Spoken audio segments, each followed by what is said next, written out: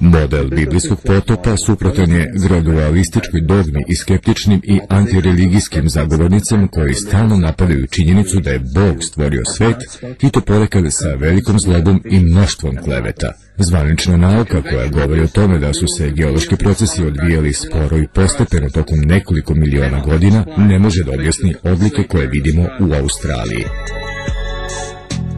Stena u Uluru je načinjena od arkoze koja predstavlja tip peščane stene koja sadrži kvarc i feldspat i koja se lako kruni i raspada i stvara glinu. Crvenkasti gvozdeni omotač koji nastaje usled oksidacije ne štiti kvarc od raspada. Da je star nekoliko miliona godina, ovaj materijal bi do sada morao u potpunosti da se raspadne i nestane. Ova činjenica da je kristal još uvek sjajan i svež ukazuje na to da čestice kristala nisu mogle da stoje na ovom mestu tokom nekoliko miliona godina, kao što se tvrdi po zvaničnim teorijama. Problem sa zvaničnim modelom je taj da svaki geolog zna da se čestice kristala veoma brzo mrve i raspadaju.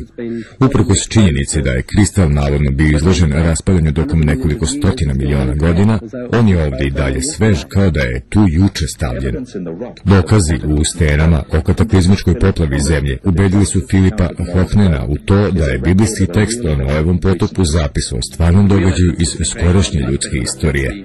Stvarni dokazi mnogo više odgovaraju modelu stvaranja sveta koji je opisan u Bibliji nego evolutivnom modelu koji zagovara lagano i postepeno nastajanje.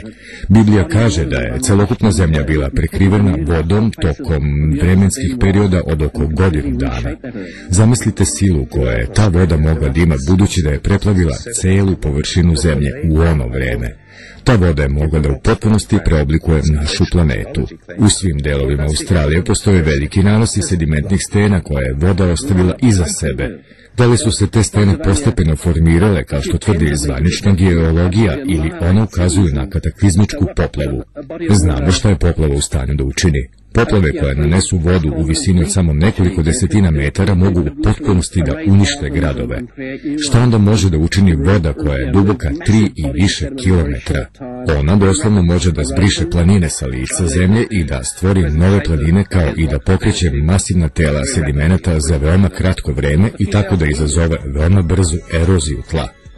Verujem da je sadašnji oblik stene u Uluru mogao da nastane veoma brzo, pre recimo nekoliko hiljada godina. Nisu održive ideje o tome da je peščana stena nastala polako i postupno tako što je pesak tu dospeo sa velike udaljenosti. Isto tako nije moguće da je proteklo puno vremena i da su peščana zrna prevalila veliku distancu da bi bila glatko oblikovana i da bi neravnine bile odbačene, pa da se onda taj pesak nataloži u slojeve sa zrncima različite veličine.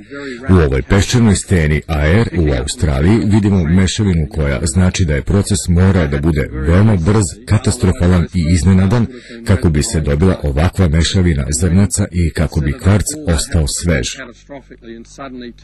Dakle, reč je o katastrofalnoj poplavi koja je iznenada nastupila.